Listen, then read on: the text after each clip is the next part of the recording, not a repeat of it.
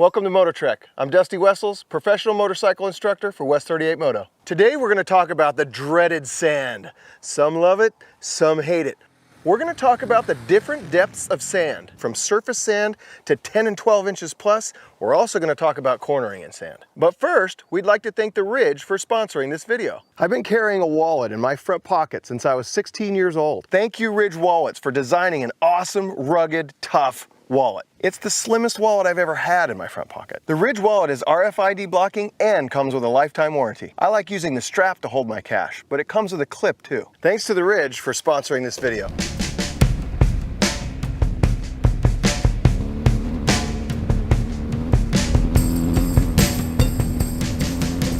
When riding in the sand, you want to stand up so you can move your body around and be an active rider and influence the pegs to help direct the bike. You want your body position as neutral as possible.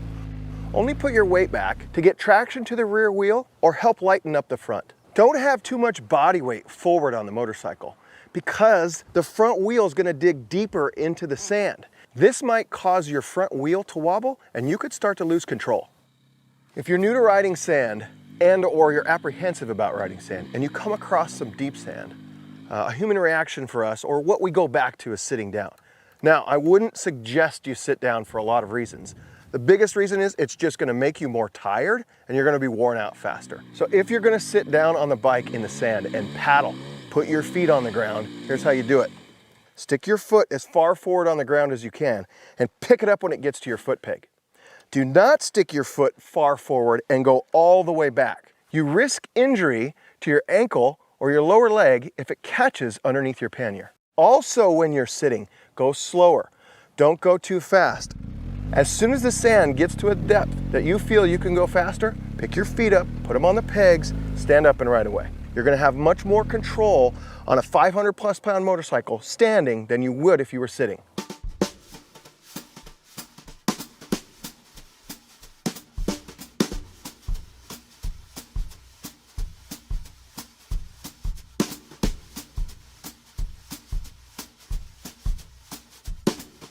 Relax. Sand is hard to ride for just about everybody. The key to relaxing your body is to relax your mind first.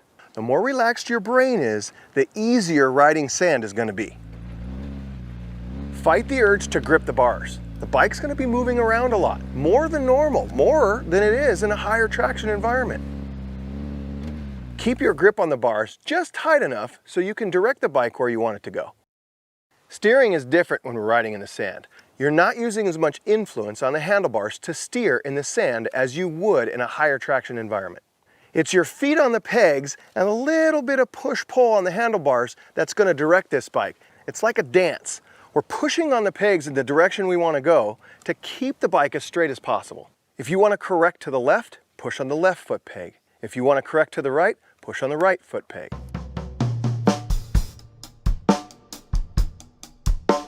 Maintaining momentum is the biggest key to riding sand.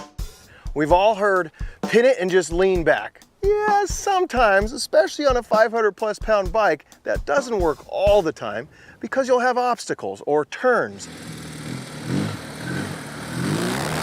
The key is maintaining consistent momentum to keep the front wheel from digging too far into the sand. The best way to maintain momentum riding in the sand is to shift a gear up, which drops the RPM and reduces the wheel spin. In deep sand at high RPMs, avoid the tendency of slipping your clutch. Doing this can fry your clutch and won't help you gain momentum. Let's talk about the different depths of sand. So here I have just surface sand on a hard packed dirt road. Don't change a whole lot here. Yeah, you might get a little front wheel wobble if you get into the middle or if you get on the side where there's a little deeper sand. But here, just be flowing with the bike, be relaxed, all the balance techniques, nice and easy momentum control. To learn how to corner at speed on surface sand, watch our cornering at speed video. So in a little bit deeper sand, about 4 to 6 inches, the front wheel is going to move a lot more. This is where we start to feel the wobble that's caused by the front wheel digging into the sand. The tendency is to grab the bars and try and steer. Try not to do that. Loosen up a little bit. Have enough of a grip so you can still direct the bike. Remember now, your steering goes to your feet on the pegs.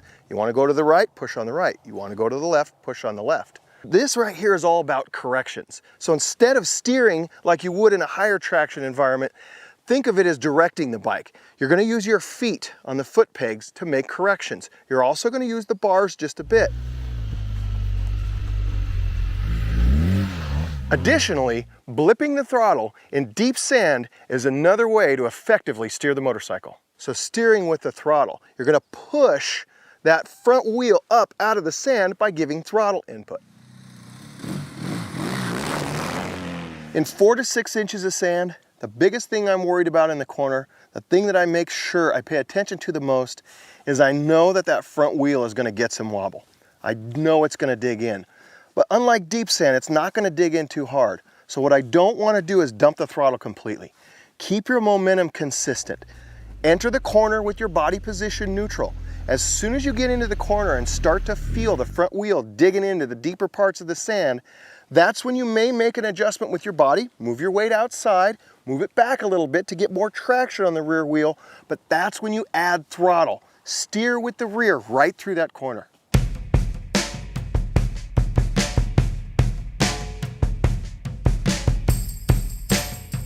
So now we're in 10 to 12 inches plus of sand.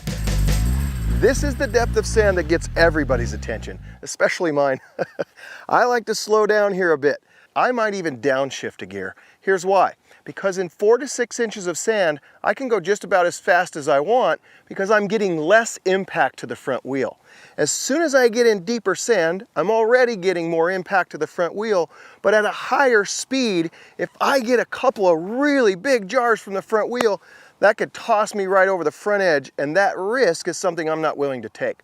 So I slow down a bit, but just enough to still keep my front wheel out of that deep sand as much as possible, knowing that I might have to make some pretty big corrections with the handlebars in that deep of sand.